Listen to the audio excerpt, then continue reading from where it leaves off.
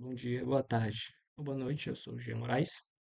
Juntamente com a minha dupla João Pedro, a gente desenvolveu esse projeto que é um detector de metais e vamos explicar sua construção, bem como o seu meio físico, que é a indução por pulso.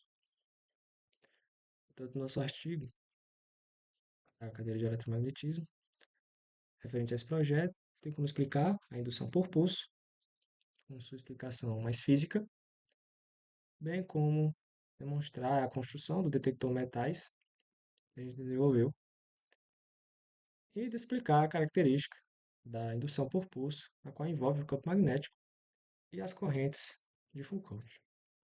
Com o avanço da tecnologia e da física em diversas áreas, o eletromagnetismo ele contribuiu para diferentes áreas sociais, seja em motores elétricos, bem como a ressonância magnética, na parte da medicina. Portanto, houve o surgimento da detecção de metal.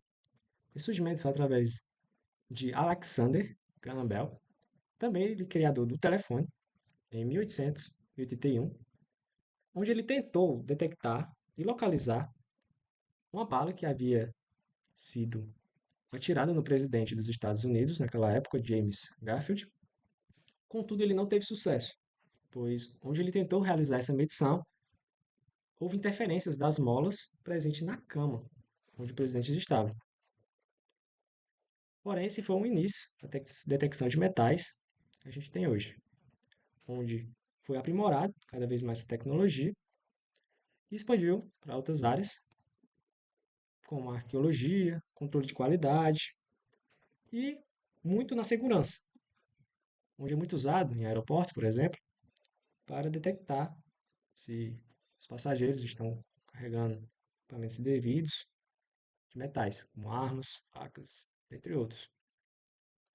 Mas também a detecção de metais se tornou um lazer dentre as pessoas, tornou um hobby, na qual é buscar objetos metálicos perdidos em diversos terrenos, principalmente praias, na qual onde tem muita movimentação de pessoas, na qual esses leigos eles não devem saber qual é esse funcionamento do detector de metal, por isso explicar a indução por pulso, na qual sua ideia superficial é onde o detector de metal ele realiza pulsos de correntes através de sua bobina, que é feita de cobre, e é gerado um campo magnético nessa bobina. Esse campo ele induz uma corrente no metal que está sendo detectado, e então é gerado uma variação nessa bobina e é lida essa variação no detector, na qual informa para a gente que ali tem um detector de metais, ou aqui ali tem um metal. Aprofundando mais, a indução por pulso ela envolve as correntes parasitas, na qual é chamada de corrente de Foucault. Essas correntes na bobina, que é gerada no campo magnético, então induzida nos condutores por um campo magnético, né, é devido à lei da indução de Faraday. Faraday ele descobriu a indução eletromagnética, né, na qual a variação do fluxo magnético através do material condutor ele induzia um surgimento de uma corrente elétrica naquele material. Nesse caso, a gente está se referindo à corrente parasita. Lenz também verificou que a direção do fluxo da corrente induzida do objeto está de modo que seu campo se oponha à mudança do campo que causou esse fluxo. Essa é a lei de Lenz. Já o físico francês Foucault, ele foi creditado através das correntes parasitas. Além disso, os diferentes tipos de materiais, eles determinam a reação dessa corrente parasita no campo magnético que a gerou. No caso dos materiais paramagnéticos, eles possuem uma disposição na qual o campo externo ele gera nesse a bobina gera nesse objeto metálico, nesse paramagnético, um campo magnético no mesmo sentido do que a da bobina gerou. Assim, ele causa na bobina um leve aumento de sua tensão, na sua indução e no campo da bobina. Um exemplo desse material é o alumínio. Já outros materiais como o diamagnético, ele, ao receber esse campo, ele gera um campo contrário, e esse campo contrário, ele causa uma queda de tensão na indução e do campo da bobina. Um exemplo é o prata e o cobre. E os materiais ferromagnéticos, ele se destaca por, ao receber esse campo magnético, ele se imanta completamente desse campo, gerando um campo a favor também, só que mais forte do que os demais. Essas mudanças são detectadas pela bobina, em qual é gerada uma resposta no circuito. Podemos ver na figura 1 o passo a passo desse processo. Vemos que temos uma corrente no circuito, que é o IP de T. Ele entra na bobina e gera esse campo magnético, φ de T. Aí no momento B, vemos que ao aproximar esse campo magnético na superfície desse material, ele induz essa corrente parasita, I de T. Essa corrente parasita, ela começa a gerar um campo magnético. No momento que aquele pulso ele cessa, começa a gerar um campo magnético, e esse campo magnético ele interfere na bobina, no momento D, gerando aí, nesse caso, uma corrente contrária. Como visto, podemos ter corrente a favor, já pode ter o aumento com os paramagnéticos ou os ferromagnéticos. Podemos ver na figura 2 que isso tudo acontece ao mesmo tempo, né? Em um curto espaço de tempo, na verdade. E isso denomina o processo que é a indução por pulso. A vantagem de se utilizar a indução por pulso na detecção de metais é sua longa distância que ele consegue alcançar, profundidade de captura, e também por ele ter a capacidade de ter um bom desempenho em ambientes mineralizados.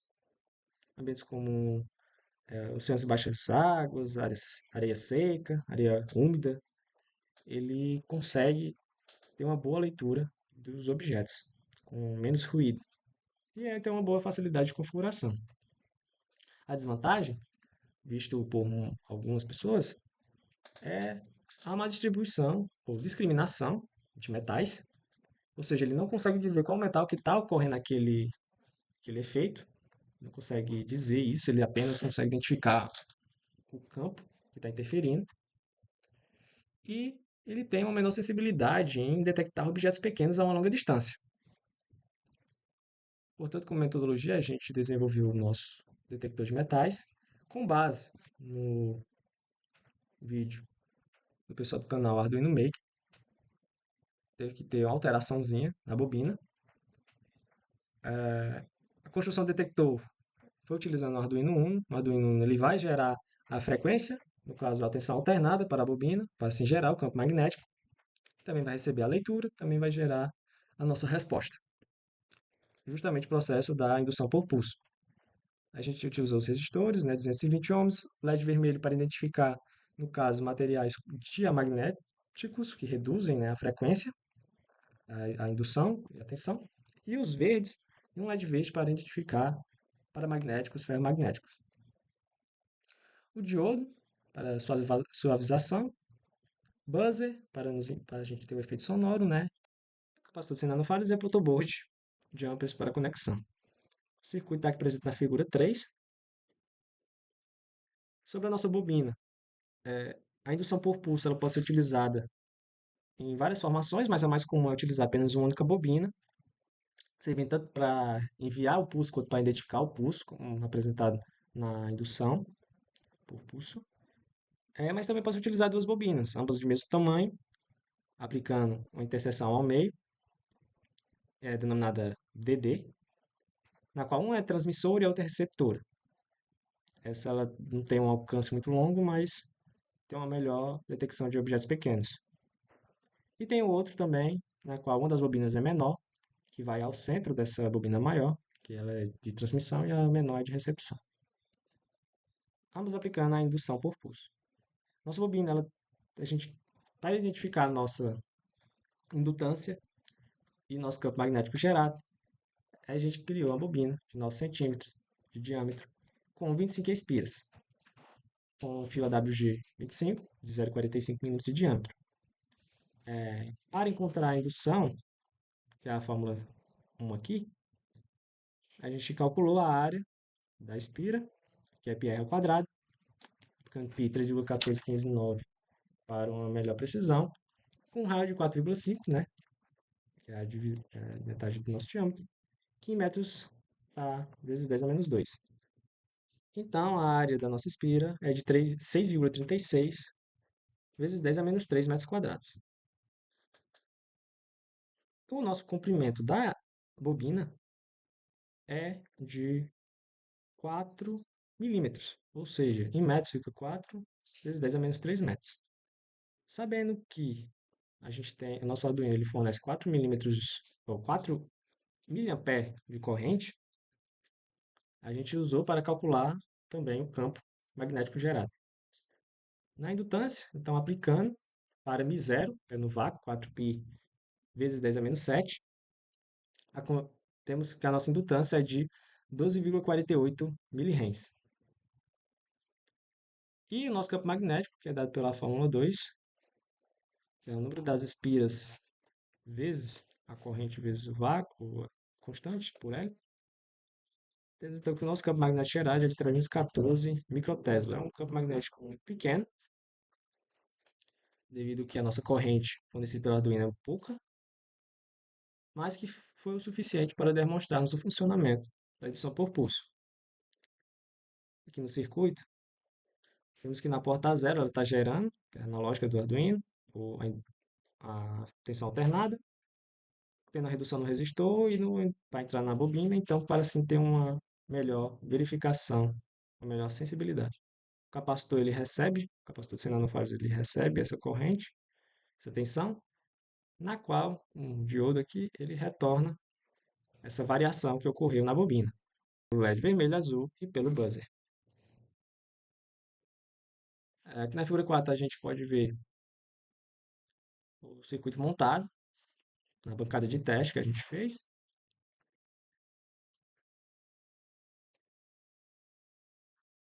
Nossos testes tiveram resultados positivos, funcionou corretamente, mesmo com um campo pequeno.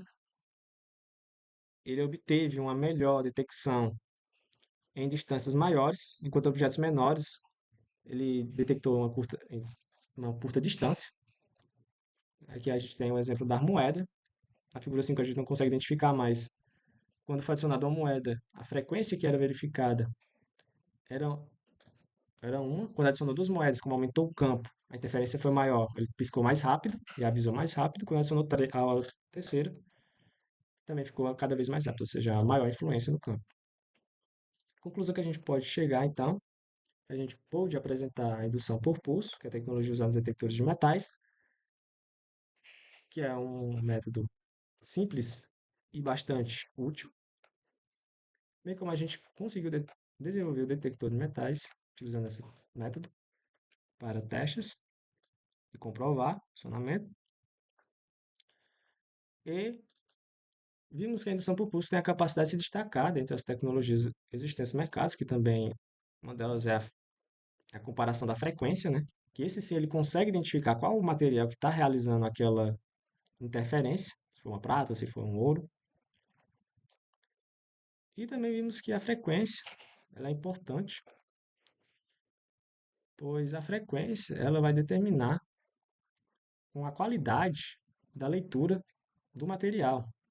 Que no nosso caso aqui, ele consegue ler objetos grandes, é uma distância um pouco maior, já objetos pequenos tem que ser extremamente perto, como no caso das moedas, na figura 5. Agora apresentaremos o, o teste, a apresentação do projeto do detector de metais fisicamente. Boa tarde, Joel. Sou Jean. Sou João Pedro. A gente está aqui apresentando nosso projeto de elétrico, que é um detector de metais. Como foi apresentado no artigo, Foi um detector de metais utilizado no Arduino. No Arduino, ele está conectado, como representado lá, as portas de 10, 11, 12 para as saídas dos LEDs e do buzzer. E como está indicado lá, a gente utilizando a porta analógica A0 e a analógica A1. Daí a porta analógica A0 ela vem e liga ao nosso solenoide, que é a nossa bobina. Ela tem 9 centímetros de diâmetro e as 25 voltas, como foi explicado lá. Ela O circuito vem, foi soldado aqui, ó. a gente soldou o circuito para que não houvesse nenhum mau contato e o sistema funcionasse corretamente. Aí, como estava explicado lá, está aqui uma das pernas, das pontas da bobina está em paralelo com o diodo e o capacitor. Daí, isso está mandando as saídas, dizendo.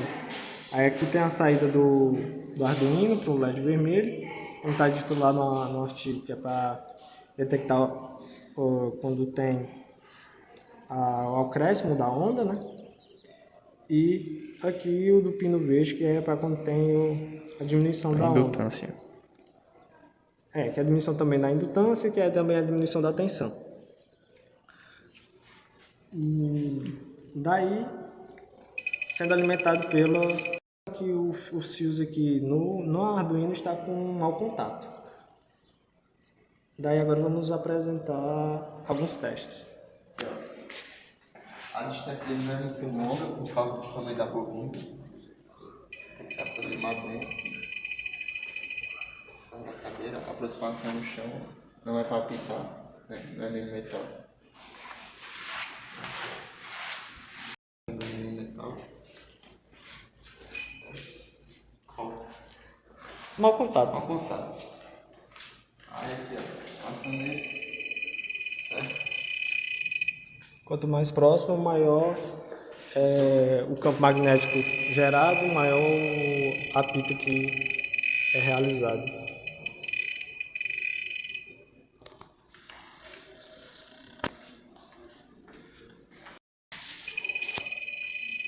Cadê a sala do Joel? Joel Romero.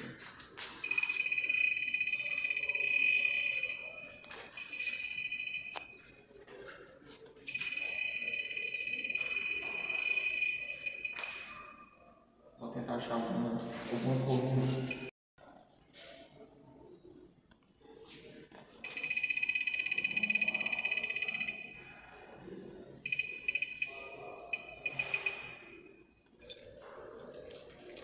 Devido ao campo ser muito pequeno, objetos menores tendem a ter maior dificuldade de detecção, em comparação dos maiores, que eles apresentam mais facilmente, como visto nos outros anteriormente que eram maiores.